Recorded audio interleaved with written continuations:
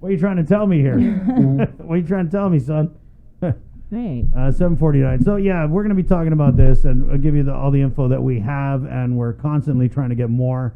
That being said, let's bring on the minority leader, Senator Telo Taitague, for our weekly check-in. And I guess, Senator, while we're on this subject, do you think more needs to be done to kind of, God, for lack of a better term, police the military when they're outside the fence line, relative to, them having to follow these orders that are put in place, not just to protect them, but to protect us? Right. Well, first of all, good morning. Good morning, Chris, and good morning, Sabrina. Good morning. And once again, thank you for all you do. I tell you, when I need information, all I have to do is plug into you guys or review some of the taping that you've done earlier. So I appreciate everything you're doing. And, it's ironic that you mentioned that because I've been concerned since last week as the numbers were growing through the military. And it was at the very beginning in April when we had a conference with Admiral Manoni, and I mentioned that I'm seeing in an area that I live at, there are quite a bit of renters that are from the military, and they were out like 20, 30 of them playing volleyball, hanging out on the beach, doing, and I mentioned this to them. I said, this is not right. We're all in a lockdown, and these guys are out, thinking that they can't get infected or something, or not even listening to them, like nobody's paying attention because they're outside of the base. So I think a lot of it has to do with monitoring them outside of the base. You're absolutely right, Chris. And I see it all the time over here. I mentioned it. I tried to call them up, and nobody seems to be monitoring them. So, yeah, I hope now they start paying attention. Kind of late, though. A little bit. Yeah. Right? I mean, we're at 35 right now, just for DOD. Mm-hmm. And climbing. I mean, there was 22 on Saturday, right, Bree? Yeah, 22. I think that was alarming. Yeah, 22. It was a 7 and a 5, but Yeah. I think they let their guard down. Like in June, the beginning of June, they just let their guard down. As soon as the Theodore Roosevelt left island, I think they just let their guard down. And what we saw also, Senator, was over the weekend, Joint Region Marianas issued an advisory saying, hey, if you're active duty Marine, Navy, Coast Guard stationed on board Guam, you can't dine in any restaurants or go to any bars.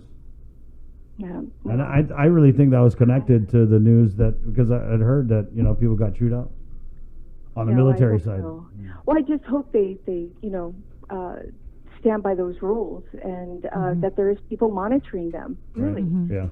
Because I think just saying, like, and we've had all the public health people, and you just hear it so much from the government of Guam side where they say, like, oh, it's the military because, when the military gives an order, it's serious. Like, those people, they have to follow those orders or they're going to get thrown in the brig and they're going to have to peel potatoes for 50 years if they don't follow. Yeah, and it's a little much. I mean, because I know dudes in the military. I mean, you tell me the military, they all follow orders like they're fighting in Tuman. Like, they're kids. They're young guys, How do you think? 20-year-old.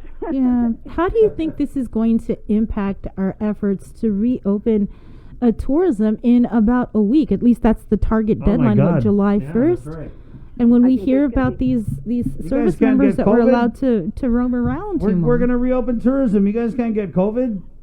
No, this is definitely going to be a setback. I mean, remember the gauge that Dr. Cabrera said, if we have to go, my concern is that we're going to be placed back in PCOR 1. And that's the scary part. I mean, look at the numbers coming in, it just, or even PCOR 2. But, I don't know how this is going to happen, and I hope that the military does step up and do their part. Everyone should do their part, and not only just the military, but the local community as well, too. If you see something happen, you've got to report it. That's the only way that these people are going to be, put in their place, those who are breaking the rules. You have to report it. You can't just look the other way. Yeah. Yeah, it definitely seems there needs to be a little more transparency. On the military side. Yeah. I mean, we started seeing the increase in the numbers on the situation report when it was like 2 DOD, 2 DOD, 1 DOD. And I remember this conversation with Chris. I was like, Chris, can you call Linda and ask her what's up with the DOD numbers? And lo and behold, that press release came out maybe a couple hours later that it was connected to this deployed unit to Anderson Air Force Base. Mm-hmm. And then here we are, 22 in one day. That's got to mess with that rolling. And Senator, there's this whole formula, and I tried to get Dr. Cabrera, but he's not available this morning because he's kind of like the expert on this formula that they have. Right. But I just think that, I mean, I don't think we're going to go back to PCOR 2 because I think they've invested too much in what's going on with PCOR 3. And what I think they're going to do is they're going to try and find some way to explain away all of these DOD positives and say something like, oh, it's similar to the Roosevelt. They're in the base. We don't have to worry about it. Well, that's another problem, too. They just lifted the ban on having the retirees, just retirees, from utilizing the commissary now all week. They only had them for the weekend, and now they lifted that ban and allowing it, 7 days a week now, that the retirees now can go to the commissary in the exchange. So are they going to go back to that ban again to only limiting the amount of time that the retirees can Probably only if we keep complaining about the DOD positives. Yes, Right. we should not say anything. Oh, yeah, you guys want to complain? Well, there goes your Monumco rights in the commissary. Well, transparency is most important because how many times have you heard when Admiral Manoni was in the press conference with the governor during her afternoon press releases and conferences, that a lot of times he abstained from answering the questions, like they were immune to any questions from the media, that they didn't have to give us any answers.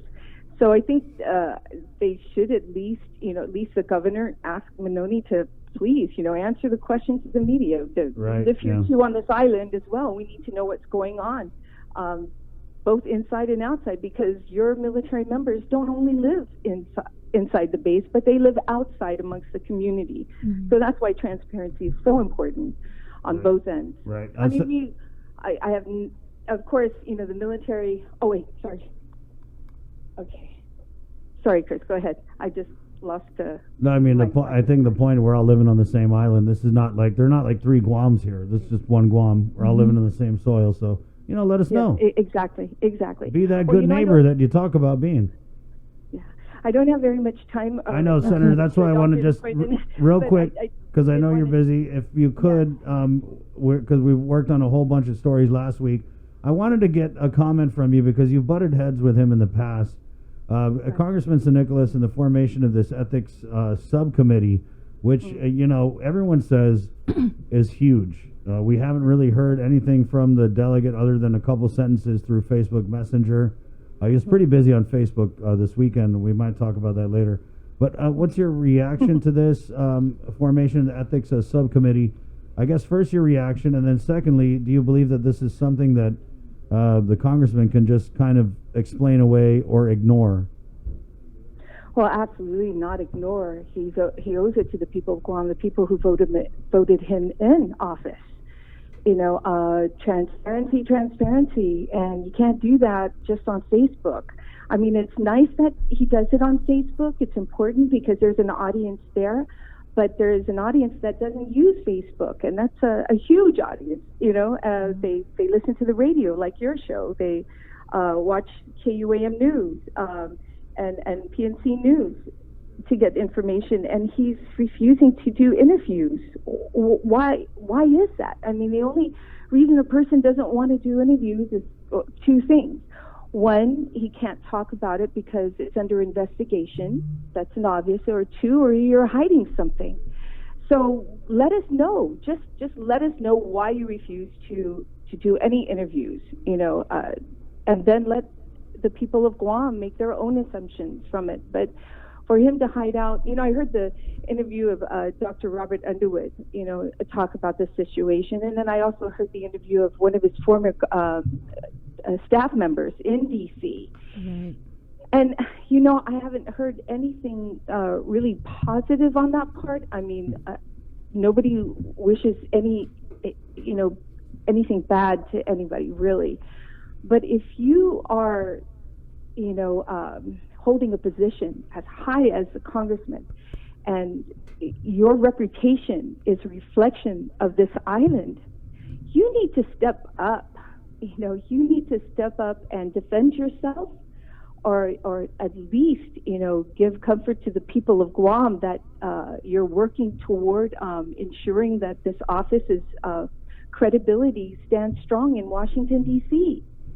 And if not, at least do the admirable thing and step down and allow this office to keep its dignity and its credibility in D.C.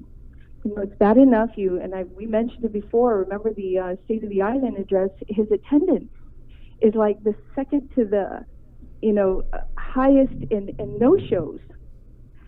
This is not good. I commend him for putting 50 million ads in the newspaper every day on what's going on with the CARES Act money coming into Guam. That's a good thing, but I think that's not the question here.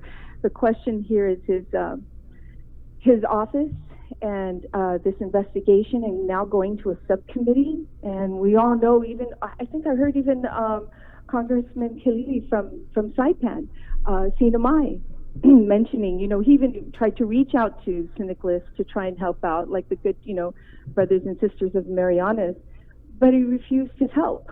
Right, yeah. So, and I think there's a lot of issues at play here, Senator. I think that even without the formation of this ethics subcommittee, the Congressman, St. Nicholas, that is taking credit for a lot of things that were already a done deal. Like the territories are included in all of these measures. They were included. A lot of why they were included was actually because of Congressman Khalili Sablan's work. So I think that even without this ethics subcommittee stuff, we're looking at our delegate. It's embarrassing. You got the second worst voting record in the House. Yeah.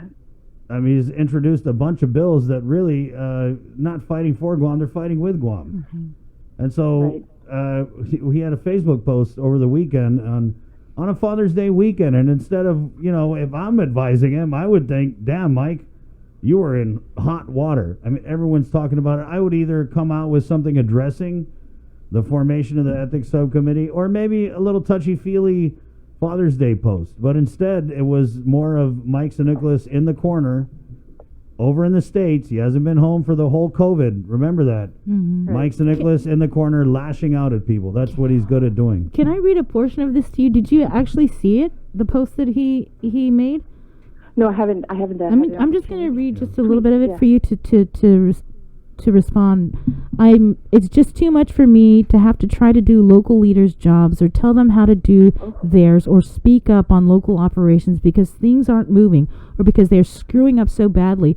What should be good outcomes for our people? I am just one man. Guam, please vote for new, capable, competent leaders.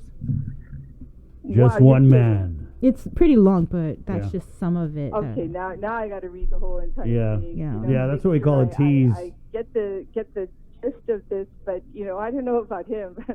I constantly work 24/7. No matter what time it is, I take a call from any constituent or who needs help out there. It's important that we're always accessible, and that's one thing Congressman St. Nicholas hasn't really been from day one. Is it accessible? Especially to the media, which is important because that's where everybody gets most of their information.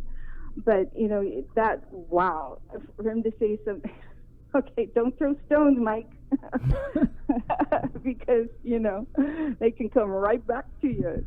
Yeah. But anyways, I know his mother very well.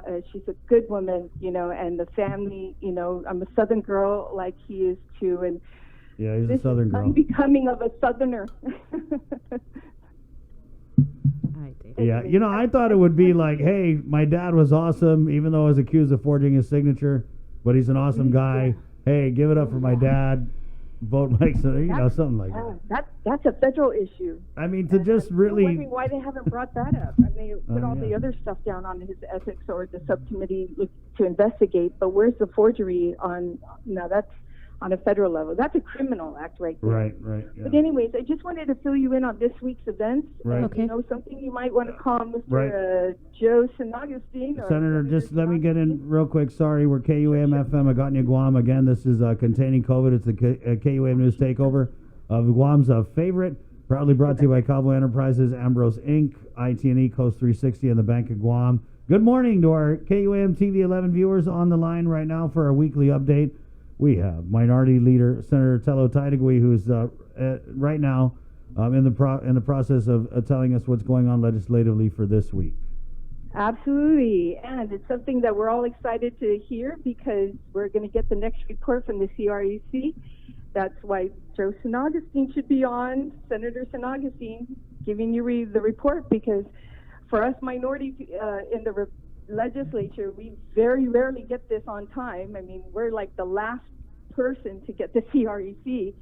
Usually I'd be calling KUAM, hey, can you guys give me a copy of that CRC? And this is going to tell us our financial conditions, and they're required by law to submit it to the legislature by the 21st of every month. We're going to see where we are, and hope you can get them online so I can listen in and find out on the Republican side what's going on. Okay. Secondly, we have all kinds of budget hearings coming up this week, almost 3 a day, and that's for agencies, departments, and we'll be listening to them all this week and listening to their requests for their budgets and finding out if any of them are going to actually, lower their amount or tell us what can they do, the minimal bare necessities that you really need to finish or to go through 2021, and actually tell us what's happening during 2020 with regards to their budget right now. That's just as important. We still have until October 1st to finish out the 2020, and if we are finding out we're, $8 million to $4 million short, it's going to come from somebody's pocket. So that's what we have this week going on. Tune in. Are you guys doing a petition drive and voter registration at Adelup this week?